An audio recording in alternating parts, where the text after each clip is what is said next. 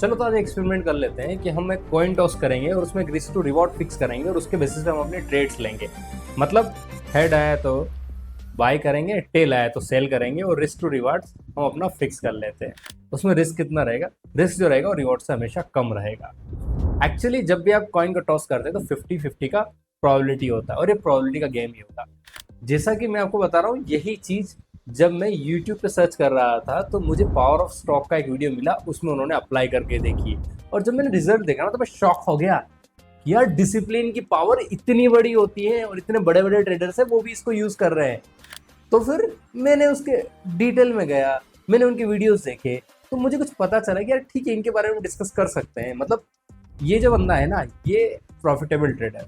In general मैंने जब भी इनको देखा है ना तो इक्विटी में ट्रेड करते हैं, बट इन्होंने कुछ एक्सपेरिमेंट्स किए हैं या फिर कुछ ट्रेड्स लिए जो ऑप्शंस में भी लिए, और वहाँ भी इन्होंने अपनी जो साइकोलॉजी थी, जो डिसिप्लिन था, जो माइंडसेट था, जो इनके पास ट्रेडिंग का एक्सपीरियंस था, वहाँ यूज़ किया और यहाँ भी सक्सेसफुल हुआ है।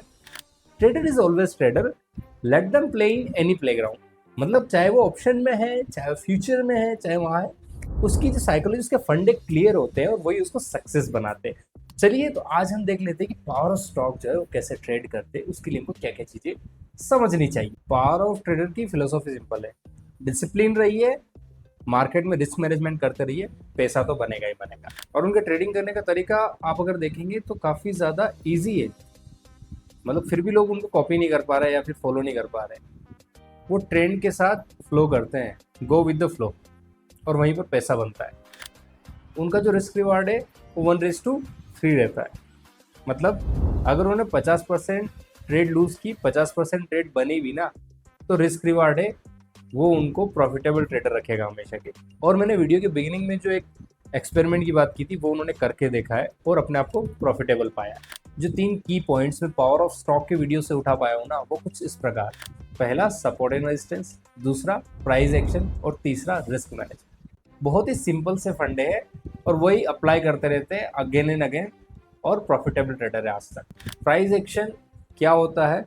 वेल, जब आप प्राइस के इंडिकेटर्स को फॉलो करते हैं, it does not mean RSI indicators और moving average indicators, nothing like that.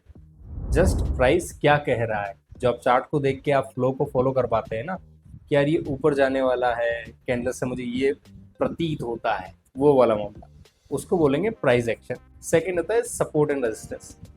किस पर्टिकुलर लेवल पे स्टॉक के प्राइस ने बार बार टच किया है, वो या तो सपोर्ट होगा या रेजिस्टेंस होगा।